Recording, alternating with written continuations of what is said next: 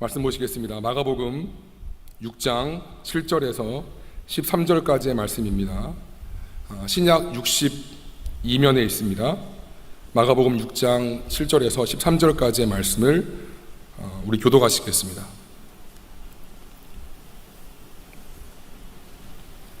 신약 62페이지에 있습니다.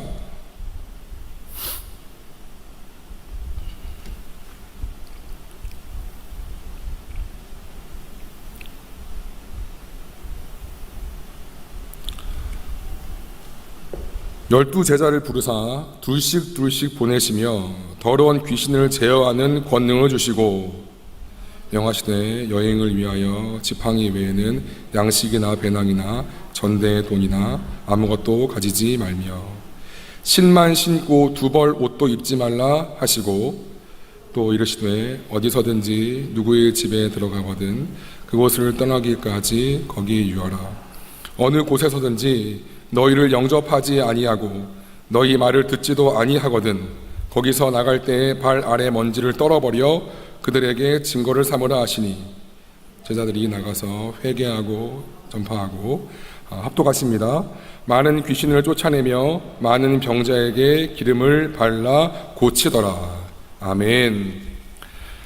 결과에 상관없이 해봐야 내 거 된다. 결과에 상관없이 해봐야 내 거 된다는 제목으로 하나님 말씀을 증거하겠습니다. 오늘 본문은 예수님께서 12명의 제자를 택하신 후에 처음으로 전도 훈련을 보내시는 장면입니다. 하나님이시지요. 예수님은 그 예수님께서 굳이 인간의 피와 살을 입고 이 땅에 오신 것은 우리가 잘 아는 것처럼 우리의 죄를 십자가에서 대신 지시기 위함이었지요. 그리고 또 하나의 중요한 이유는 예수님께서 부활하시고 승천하신 이후에 자신의 복음을 증거하기 위한 제자를 남기기 위함이었습니다. 올림픽 계주에서 아무리 뛰어난 선수가 있다 할지라도 이 배턴이죠. 이것이 잘못 이어지면 아무리 뛰어난 그 계주팀이라 할지라도 결코 이길 수가 없는 것처럼 예수님도 예수님의 제자들이 없다면 복음은 시대를 거쳐서 이어질 수 없기 때문이었습니다. 예수님은 세상에서의 마지막까지 이어질 이 복음의 첫 번째 주자로 12명을 택하셨어요. 우리 누가복음 6장의 말씀을 보시겠습니다. 같이 한번 읽겠습니다. 시작. 이때 예수께서 기도하시러 산으로 가사 밤이 새도록 하나님께 기도하시고 밝음에 그 제자들을 부르사 그 중에서 12를 택하여 사도라 칭하셨으니 곧 베드로라고도 한 이름을 주신 시몬과 그의 동생 안드레와 야고보와 요한과 빌립과 바돌로메와 마테와 도마와 알페오의 아들 야고보와 셀롯이라는 시몬과 야고보의 아들 유다와 예수를 파는 자 될 가룟 유다라. 요즘 국가대표 경기가 한창이지 아마 축구를 좋아하시는 분들은 아실 텐데요. 지난주 금요일인가요? 칠레한테 2대 0으로 아마 이겼죠. 그리고 화요일이었나요? 파라과이한테 2대 1로 제가 비긴 걸로 들었는데요. 감독은 이런 친선경기를 통해서 가장 월드컵 멤버에 나갈 최종 명단 23명을 이렇게 확정하지요. 비교 평가하면서 계속 경쟁시키면서 가장 능력 있는 23명을 이렇게 확정합니다. 예수님도 이 복음의 첫 번째 대표들을 그냥 누구누구 너 해 라고 정한 것이 아닌 것이고 예수님조차도 밤이 새도록 기도하실 만큼 정말 중요한 마음으로 밤새도록 철야 기도하시면서 응답받고 정하셨습니다. 왜냐하면 이제는 직접 자신들이 그 복음을 들고 나가야 되는 중요한 역할이 있었기 때문이었습니다.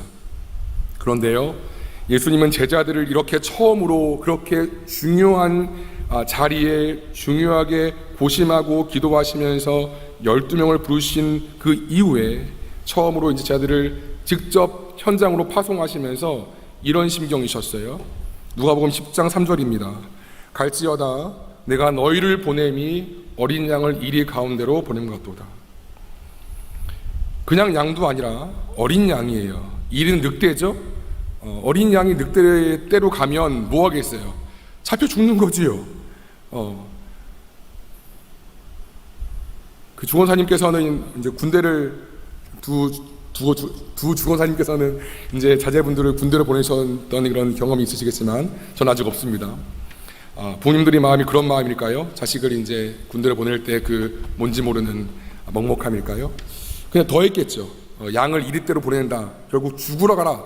그 얘기이기 때문에 아마 그 부모님의 심정보다 지금 더 아마 여러 가지 마음이 있으실 거예요. 이런저런 마음이 예수님 마음에. 근데 그럼에도 불구하고 자신과 함께 있는 이 안정적인 자리에 계속 있지 않게 하시고 처음으로 둘씩 짝을 지어서 파송하신 모습입니다. 왜일까요? 왜 예수님은 굳이 이렇게 현장 교육을 해야 하셨을까요? 되던 안 되던 오늘 제목입니다. 내가 경험하고 부딪혀 봐야 진짜 내 것이 되기 때문입니다. 축구 해설가들은 그렇죠? 축구 선수 못지않게 축구를 잘 알아요. 이렇게 패스하세요, 저렇게 하세요. 심지어 다음 행동까지도 물론 마이크 가지고 조언합니다. 근데 실제 축구 실력은 누가 더 좋아요? 선수가 좋아요. 둘이 뛰게 하면 선수를 당연히 못 따라갑니다. 축구를 잘 알긴 알아요, 이 사람들은. 근데 축구를 잘 몰라요, 실제로는. 왜냐하면 이 사람들은 직접 몸으로 뛰지 않았고 머리로 공부했기 때문이지요. 제게는 평생 잊을 수 없는 기억이 있습니다. 20살 때예요. 대학 처음 들어갔을 때 제가 처음으로 전도라는 것을 해봤을 때 일입니다. 대학을 입학해서 기독교 동아리에 가입을 했어요. 그랬더니 몇몇 같은 동아리 대학 연합이 돼 있었는데 거기서 이제 리더십 트레이닝 코스라고 해서 전도와 제자와 양육을 받는 것들이 있었어요. 고등학교 때 처음 이제 나일론 신자에서 처음 고등학교 때 뜨겁게 예수님 만나게 되면서 말씀이 들려오기 시작하고 은혜가 뭔지 알게 되기 시작했어요. 그래서 당연히 기독교 동아리 들어갔겠죠. 그랬기 때문에 그런 내용들이 참 좋았어요. 지루하지 않았고요. 참 재미있게 잘 그 내용들을 배웠습니다. 그런데 문제는 이 양육을 마친 다음에 이걸 수료하기 위해서는 실제 5명의 사람들에게 이 사형리라는 책자를 통해서 복음을 증거해야 되는 그런 실제 과제가 있었던 것이 문제였습니다. 어떻게 해야 될까? 저보다 5살 많은 첫 순장님과 함께 나갔지요. 제가 얘기했어요. 순장님 너무 떨려요. 제가 좀 더 배우고 해야 될 것 같습니다. 이제 처음 왔기 때문에 잘 모르고요. 아직은 아닌 것 같습니다. 근데 그 순장님께서 하신 말씀이 있어요. 아직도 생생합니다. 너 언제까지 하나님 말씀을 머리로만 할래? 복음은 내가 실천하면서 배우는 거야. 명언이지요. 명언입니다. 지금 생각해도. 복음은 내가 실천하면서 배우는 거야. 이 말 한마디에 제가 더 어떻게 할 수가 없어서 나갔어요. 일단 나갔어요. 그 책자를 들고 두근두근 쭉 이제 캠퍼스를 돌다가 저랑 같은 나이 신입생 같아요. 테라스에 어느 한 여학생이 가만히 있길래 용기를 내서 갔습니다. 제가 이러이러한 그런 교육 중에 있는데 좀 들어주실래요? 라고 쭈뼛쭈뼛 얘기를 했더니 괜찮대요. 그래서 이제 펴서 배운 대로 그 내용들을 읽어가면서 복음을 증거했지요. 근데 얼마나 떨렸던지 자 이렇게 보이세요? 손 지금? 떨었거든요. 그때 오히려 그 여학생이 친절하게 괜찮아요. 너무 긴장하시는 것 같으세요. 잘 듣고 있으니까 괜찮아요 라고 말씀할 정도로 저를 안정시켜 주었던 적이 있었습니다. 그렇게 내가 복음을 전한다는 생각은커녕 빨리 끝나라 그런 마음으로 쓱쓱 읽어주고 잠깐 기도하고 마친 게 제가 태어나서 한 첫 번째 전도였습니다. 그렇게 겨우 수료를 마치고 그 후로도 계속해서 사형리 전도를 이제 점심때마다 했던 기억이 있어요. 근데 어느 순간 제가 회의감이 들어왔어요. 이거 작은 책자 읽어준다고 누가 바뀌나? 물론 들어주겠지만 뭐 되나? 어린 마음에 그런 마음이었어요. 너무 형식적이 아니까 뭔가 색다른 것이 필요하지 않을까? 이런 마음이 좀 점점 번져가던 때였어요. 그런 생각이 있던 찰나에 2주 전쯤에 제가 사형리를 전했던 한 복학생에게 제가 그 학생인 줄 모르고 또다시 갔어요. 그 사람인 줄 모르고 그 복학생께서 저를 반갑게 맞아주었는데 처음 전했을 때와는 달리 되게 반갑게 대해줘서 좀 놀랐어요. 처음에는 이렇게 혼자 담배 피면서 우울하게 그 특유의 복학생 그 느낌으로 그 자신의 진로를 막 고민하면서 우울하게 있던 그런 사람이었는데 2주 만에 바뀐 거예요. 저를 보고서. 그리고 대뜸 그런 말씀을 했습니다. 안녕하세요. 그때 개인적인 문제로 참 고민이 많았어요. 근데 그때 전해주신 그 책자 말씀을 듣고 제가 몇 년 만에 교회가 생각나서 다시 나갔습니다. 하나님께 기도하고 또 교회 지체들과도 이야기를 나누었는데 그러다 보니 왜 이제 하나님께로 다시 왔나 싶더군요. 안 그래도 다시 만나게 되면 인사하고 싶었는데 너무 감사해요. 뭐지?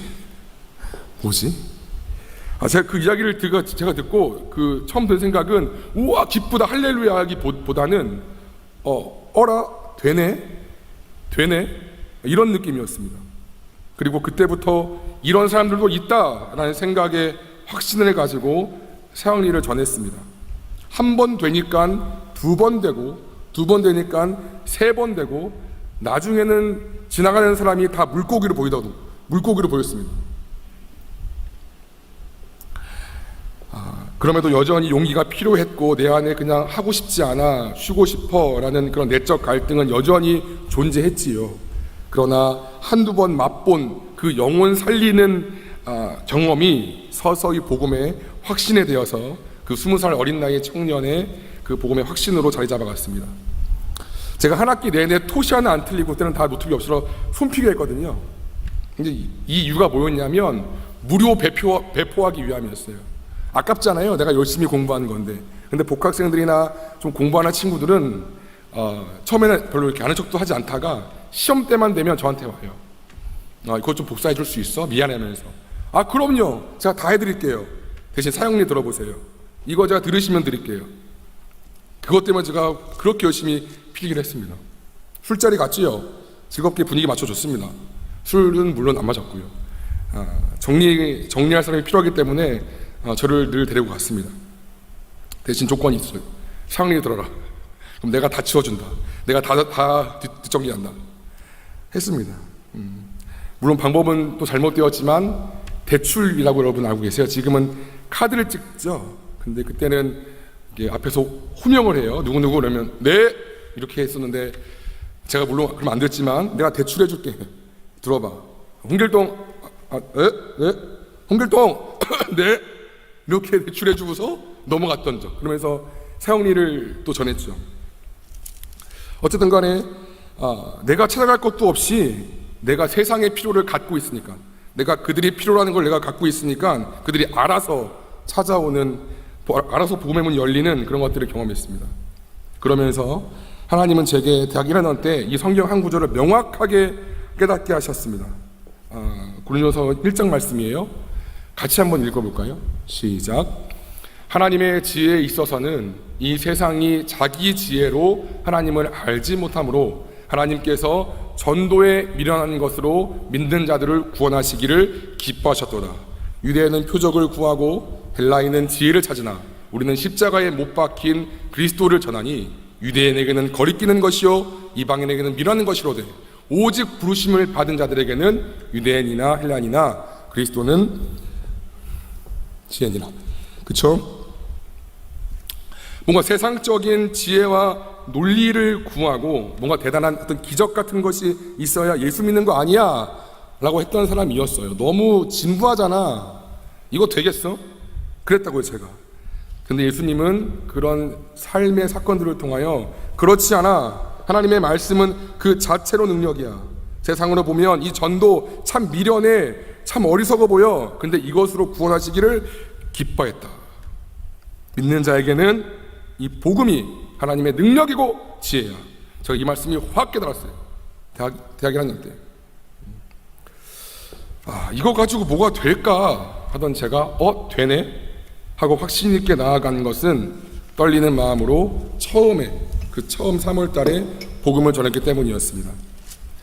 그때 제가 만약 전하지 않고 이 말씀을 경험하지 않았다면 방금 읽은 이 말씀은 평생 제 머릿속에 신학적으로, 종교적으로, 학문적으로 알았겠죠. 그럼 하나님은 하나님의 말씀 능력이지, 지혜지, 아멘이지 라고 학문적으로, 지혜적으로 신학 말씀 빗대가며 알았겠지요. 근데 그건 아는 것이 아니에요. 그건 아는 것이 아니에요.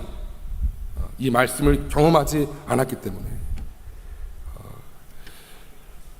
여러분, 예수님께서 양을 늑대들 가운데로 보내시는 심정으로 둘씩 짝지어서 전도 파송을 하시는 것은 무슨 큰 사역적인, 무슨 큰 회심을 기대해서 보내시는 것이 아닙니다. 결과가 어떻든지 간에 제자들이 복음을 살아보려는 시도, 그 행동이 그들에게 예수님의 말씀과 가르침을 이해하는 길이 되었기 때문입니다. 그래서 항상 복음과 신앙과 하나님의 말씀은 물론이거니와 여러분이 하는 무슨 일을 하든 진심이어야 됩니다. 다시요. 복음과 신앙과 말씀 말할 것도 없고요. 여러분들이 하는 모든 것에서 항상 진심이어야 합니다. 성경은 이것을 이렇게 말합니다. 종들아, 모든 일에 육신의 상전들에게 순종하되 사람을 기쁘게 하는 자와 같이 눈가림만 그냥 아웅하지 마. 오직 주를 두려라 하여 성실한 마음으로 하라. 무슨 일을 하든지 마음을 다하여 주님께 하듯 하고 사람에게 탓하지 말라. 여러분 중에 혹시 낙심한 사람이 있을까요? 혹시 관계 때문에 상처가 된 사람이 있나요? 그것은 여러분이 그 일과 그 사람에 대하여서 진심이었기 때문입니다. 다시요. 내가 진심이지 않았으면 낙심하지 않습니다. 내가 그 사람에 대하여 진심이지 않았으면 실망하지 않고 트라우마도 안 됐을 것입니다. 그냥 그런 척만 했기 때문에 결코 그렇지 내가 상처가 될 수가 없지요. 하지만 그런 사람은 낙심과 상처와 어떤 그런 것들이 없을 수 있었겠지만 또한 반면에 성장과 성숙도 없었겠지요. 여러분 어린아이를 나중에 좀 키워보시겠지만 결혼하시면 수백 번 수천 번 넘어집니다. 걷기 전까지. 근데 어린아이는 포기하지 않아요. 다시 걸어요. 왜냐하면 이 걷는데 요즘 말로 하면 진심이니까. 아이가 만약 엄마에게 얘야 발은 이렇게 하고 양발은 균형을 이렇게 잡아 이렇게 걷는 거야 라고 얘기했고 아이가 그걸 다 이해했어요. 근데 이해하고 시도하지 않았거나 걷기를 시도하지 않았거나 몇 번 해보고 아예 안 되네 낙심한다면 그는 분명히 충분한 건강한 신체와 능력이 있음에도 평생 걷지 못할 것입니다. 그러면서 자기는 스스로 착각하겠지요. 난 걷는 걸 알아. 근데 걷지 못하는 거지요. 여러분 무슨 일을 하든지 마음을 다하여 진심으로 적용하고 순종하고 실천해야 내 것이 된다는 것을 기억하십시오. 영원한 생명의 말씀에는 더욱더 진심이셔야 합니다. 잘 안 믿어지니까 회의감이 들고 짜증이 나고 이해할 수 있어요. 그럴 수 있어요. 그런다 할지라도 하나님과 그 말씀 앞에 포기하지 말고 마음을 다해 나아가고 그 말씀을 살아내려고 계속 시도해야 합니다. 마치 어린아이가 계속 자빠지고 넘어져도 그 걷기의 진심이니까 결국 걸었던 것처럼 늘 5분이라도 큐티 말씀을 읽고 아니 1분이라도 괜찮아요. 적용거리를 찾고 달달달 떨리는 마음이라 할지라도 어떻게든지 순종하라고 애쓰셔야 합니다. 제가 이번 주 큐티 7번 했어요. 다 했죠? 근데 잘 못했어요. 바빠서. 제가 새벽 4시에 깼기 때문에 바쁘더라고요. 딱 5분밖에 못 봐요. 쭉 읽고 한 구절 마음에 딱 와. 일단 그거 외워요. 마음에 품어요. 제가 마음에 갖고 가요. 계속 일하면서 되뇌입니다. 그거 하나 말씀 붙잡고 사는 거예요. 이래도 괜찮습니다. 여러분 그래야 여러분의 그 진심에서 마음을 다하는 것에서 뭔가 배움이 나오고 영적 인사이트가 나오고 하나님의 말씀이 신앙이 이런 것이구나 라고 느껴지는 것입니다. 여러분이 마음을 다할 때, 진심일 때 거기에서 뭔가 건덕지가 나온다는 거예요.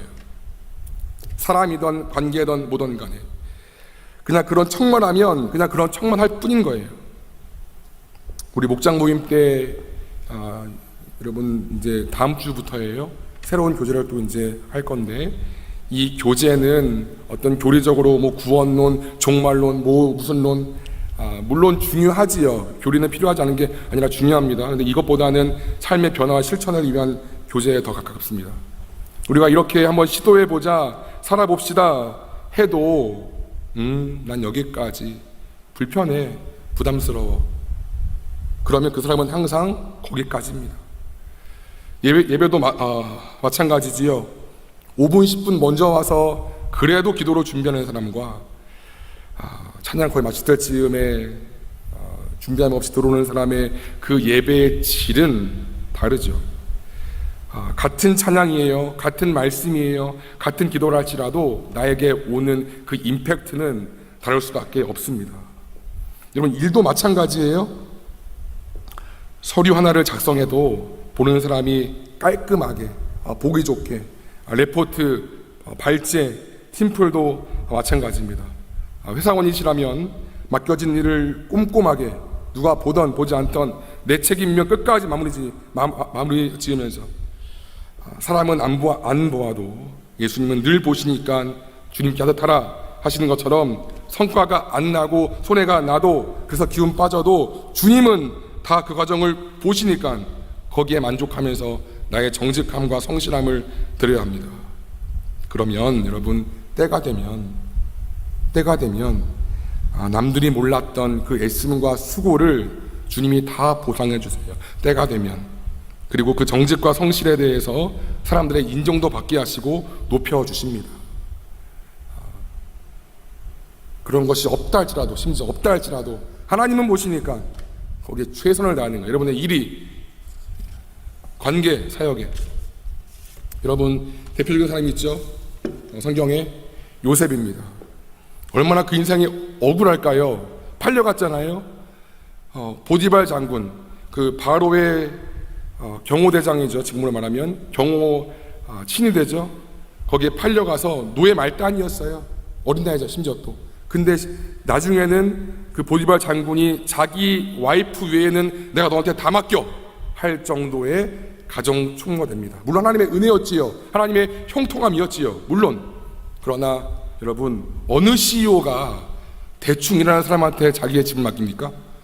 어느 장이 부서원에게 그냥 눈치 보면서 슬금슬금 하는 사람한테 맡길까요? 요셉은 안 그랬어요. 억울한 상황이고 기가 막히는 내 삶의 지금 모습이지만 그 삶의 현실을 인정하고 내가 꿀꺽 먹고 받아들인 상태에서 거기에서 최선을 다 했던 모습을 볼 수가 있습니다. 또 마찬가지죠. 그 뒤에 실컷 또 인정받으니까 그 와이프의 그 간교한 계략에 빠져가지고 누명 쓰지요. 감옥 갑니다. 근데도 이제는 이 간수장이 같은 요셉이 죄인이잖아요. 근데도 다른 죄수를 관리하는, 또 다 맡기는 역할을 맡아요. 요셉은 어디 가나 성실했고요, 어디 가나 마음을 다했고요. 그래서 누구에게도 다 인정받는 사람이었어요. 물론 주님의 은혜였지만 누가 보던 보지 않던. 근데 하나님이 그런 사람을 쭉 보시고 됐구나, 그래 옳았구나, 통과. 단박에 일개 노예 가정총무가 엠파이어, 애굽 제국의 2인자 총무가 됩니다. 제가 작은 것이 될 수 없다고 하는 이유예요. 한 가지가 10가지고요. 내가 오늘 하는 이 청소고 쓰레기 줍는 것 한 가지가 주님 보실 때는 100가지인 거예요. 그러므로 대충 할 수 없습니다. 요셉이 그 가정 총무할 때 그냥 오늘은 뭐 장군님 없으니까 대충 하고 자자 그러고, 뭐 간수장 안 볼 때 뭐 대충 하고, 그러면 하나님이 그를 안 썼지요. 훈련이 안 되었으니까. 근데 어디 가나 어떤 억울한 상황이 날지라도 일단 받아들이고 아멘하고 그 안에서 내 마음을 다하는 거예요. 그랬더니 하나님이 다 보상해 주시는 것도 우리가 볼 수 있습니다. 관계도 마찬가지예요. 요한일서 3장 16절에서 18절까지 말씀을 같이 한번 읽겠습니다. 시작. 그가 우리를 위하여 목숨을 버리셨으니 우리가 이로써 사랑을 알고 우리도 형제들을 위하여 목숨을 버리는 것이 마땅하니라. 누가 이 세상의 재물을 가지고 형제의 궁핍함을 보고도 도와줄 마음을 닫으면 하나님의 사랑이 어찌 그 속에 거하겠느냐. 자녀들아, 우리가 말과 혀로만 사랑하지 말고 행함과 진실함으로 하자. 행함과 진실함, 마음을 다하는 거지요. 제가 늘 생각하는 말씀이에요. 여러분들 갈 때 제가 가끔씩 사랑해 하죠. 어느 교육자는 그걸 보고 손발이 오그라든다고 하는 분도 있지만서도 여러분들 보내고 제가 돌아올 생각해 혼자. 너 진짜 사랑하냐? 저 가는 친구들 진짜 사랑해? 혼자 스스로 묻는 건지 주님 말씀인지 잘 모르겠어요. 늘 그 무릎 앞에 자신 있게 말하지는 못했던 것 같아요. 그럼요, 제가 다 사랑하죠 라고는 한 번도 말을 못했어요. 근데 마음을 다하고는 있습니다. 하나님, 마음을 다하고는 있습니다 까진 된 것 같아요. 실패와 낙심과 상처가 두려워서 그럴 수 있어요. 워낙 그 트라우마가 크면. 그러나 무엇이든 그 안으로 들어가지 못하고 언저리에서 맴돌면 여러분 머리로만 축구하는 사람과 똑같습니다. 하지만 내 발목을 잡고 있는 그 실패와 낙심과 상처도 그리스도 앞으로 가져와서 치유받고 회복받으면 그것은 누구도 따라할 수 없는, 누구도 모방할 수 없는 나만의 영적 자산인 거고요. 또 다른 누군가를 살리는 약 재료가 됩니다. 여러분, 실패와 상처와 아픔을 내가 그냥 갖고 있으면 나한테 독이에요. 근데 예수님께로 가져가면 그 앞에서 회복받으면 약입니다. 무슨 약이요? 나를 살리는 약이고요. 누군가를 살리는 약이 됩니다. 그래서 예수님께서 주님이 아프시면서도 우리에게 사건과 고난과 때로는 상처를 허락하십니다. 왜 나에게 이것이 왔나요? 이 사건이 왔나요? 그럴 때 있죠. 왜 나한테 저런 자식이 주어졌나요? 왜 저런 남친 여친이 왔나요? 왜 이 사업이 망했나요? 왜 이렇게 어렵나요? 내가 왜 아픈 거지요? 여러분, 그렇게 원망할 수 있겠으나 사람이니까. 그러나 그걸 받아들이셔야 합니다. 나한테 있어야 될 사건으로 인정하셔야 합니다. 왜냐하면 그것이 있어야지만 하나님께서 나를 향한 그 원대한 계획 속에 나를 빚어가실 수 있기 때문에. 근데 계속 거기에 머무르고 요셉이 내가 왜 팔려왔을까요? 내가 왜 팔려왔을까요? 주님 억울합니다. 주님 이게 뭡니까? 라고만 했으면 그는 절대 총리가 못했습니다. 근데 거기서 그 현실을 받아들이는 거예요. 그럼 제가 어떻게 할게요, 주님? 제가 어떻게 하지요? 우리 목원들 이렇게 말을 듣지 않습니다. 목자라면 어떻게 할까요? 우리 부서원들 이렇게 참여하지 않습니다. 어떻게 할까요, 주님? 내가 회장, 부회장 모면 받아들이지 않는 거예요.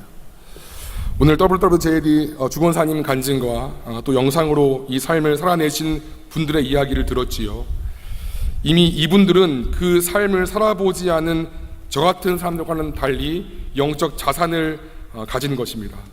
되는구나, 진작에 할 걸, 이런 간증들이 꽤 있었어요.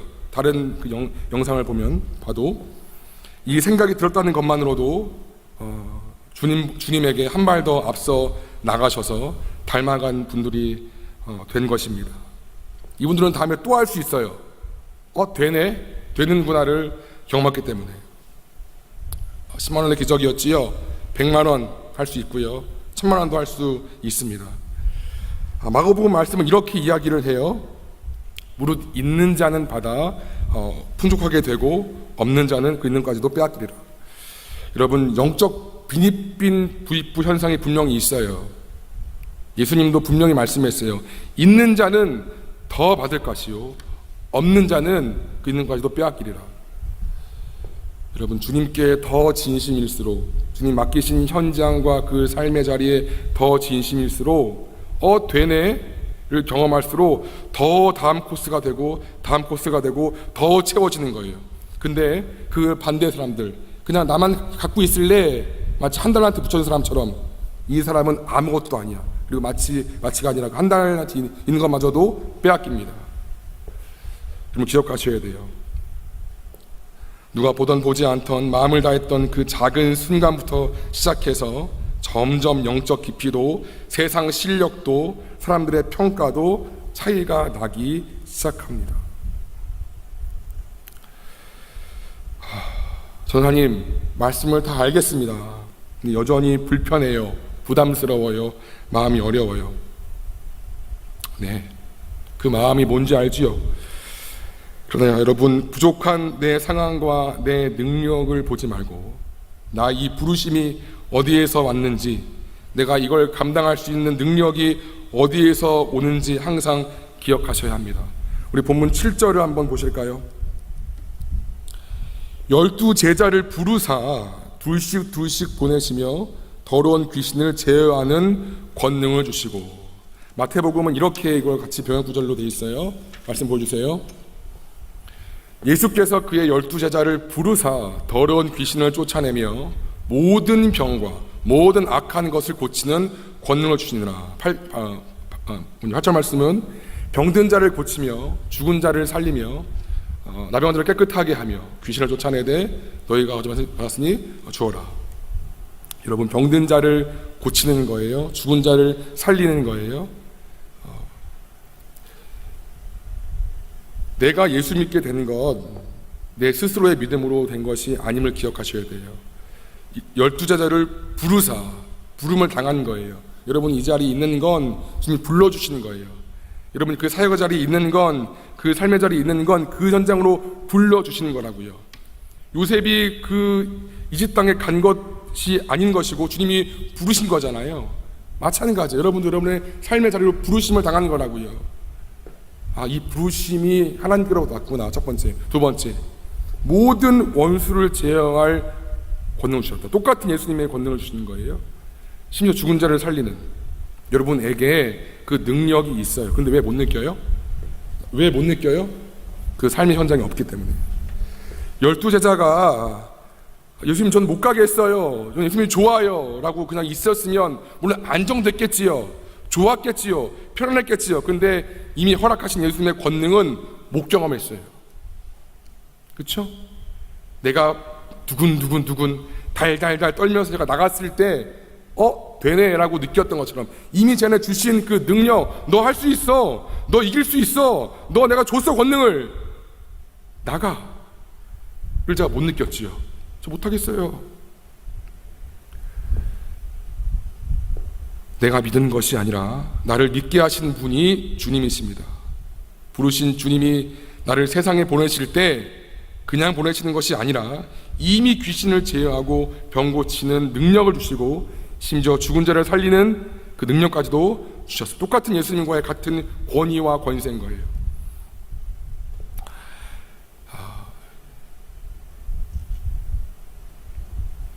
그럼 피하고 싶죠? 나를 괴롭게 하는 그 사람, 나를 힘들게 하는 그 자리, 누가 좋아합니까?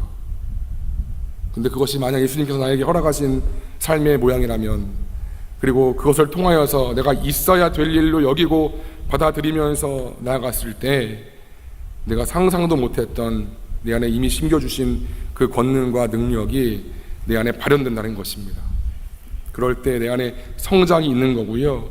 교회에서 주여 주여 주여 하는 것도 중요한데 여러분, 삶의 순종, 삶의 예배를 통해서 내가 성장할 수 있음을 기억하셔야 됩니다. 한번 정리해 보세요. 나는 매일 한 구절이라도 하나님의 말씀을 삶에 적용해 보고 있는가? 매일 큐티를 통해 하나님께서 마음에 걸리게 하시는 그 말씀과 생각나게 하시는 상황에 진심으로 반응하고 있는가? 나는 누가 보던 보지 않던 결과에 상관없이 내게 맡겨진 일과 사역과 관계에 최선을 다하는가? 실패와 낙심과 상처의 트라우마를 내가 가지고만 있는가? 아니면 예수님께 가져와 치유받으려고 애쓰는가? 내가 가져 있으면 독이요, 내놓으면 약됩니다. 여러분, 삶으로 적용하고 실천해서 내가 살아낸 것만, 마음을 다한 것만 남습니다. 잘 못해도 돼요. 저 설교 잘합니까? 아니, 별로 못한 것 같아요. 근데 왜 합니까? 하나님 맡기신 거니까. 내가 할 때 내 안에 나 함께 하시는구나. 여러분 잘 못 느끼죠? 전 느껴요. 나 함께 하시는구나. 이 말씀과 동행하시는구나. 난 느낀다고. 누구를 위한 거예요? 저를 위한 거죠. 근데 지금 저 못하겠어요. 피곤해요. 밤샜어요. 그럼 모르는 거예요. 그 능력을. 살아내 보려고 시도조차 하지 않았던, 그리고 우리가 은혜 받았다고 했던 모든 말씀은 실상은 그냥 지나가는 거예요. 은혜 받았어. 좋았어. 근데 그 말씀을 안 살아내. 그럼 그냥 거기까지인 거야. 좋았네. 끝. 나한테 남지 않습니다. 사랑하는 여러분, 계속 안정된 자리에 머물고 싶어하는 우리의 자리를 박차고 말씀이 지시하는 불편한 자리로 나아가는 은혜가 우리에게 있기를 간절히 기도합니다. 그리고 그 불편한 자리에서 오히려 위로하시고 이기게 하시고 되네를 경험하게 하시는 하나님의 그 은혜를 피부로 맛보는 은혜가 우리 모두에게 있기를 축원합니다. 그래야 진짜인 거예요. 그래야 진짜인 거예요. 큰 거 말하지 않아요. 예수님도 저와 여러분의 수준이 낮다는 걸 이미 다 알고 있기 때문에 이 두시 보내실 때 큰 거 말하신 거 아니었어요. 그냥 그 삶을 살아봐. 내가 다 줬으니까 경험해봐. 이길 거야. 승리할 거야. 그 믿음처럼 나중에 돌아와서 사역 보고할 때 큰 성과를 얻습니다. 여러분들 안에 이미 다 능력이 있어요. 이 삶을 살아야 능력 이미 다 주셨다고요. 근데 내가 주저앉고 있으면, 진심이지 않으면, 마음을 다하지 않으면 그냥 머물러 있는 거예요. 착각하는 거예요. 내가 축구를 잘하는 것처럼. 그리고 마귀는 계속 내가 속도록, 그걸 내가 못 깨우치도록 이렇게 만드는 거죠. 그러지 않았으면 좋겠습니다. 예수님께서 부족하지만 우리 제자들을 둘씩 짝지어서 보내시는 것처럼 우리도 또 저도 여러분의 삶의 자리로 보내셨는데 그 자리에서 마음을 다하시고 이기는 연습, 승리하는 연습 할 수 있게 되기를 간절히 축원합니다. 아멘.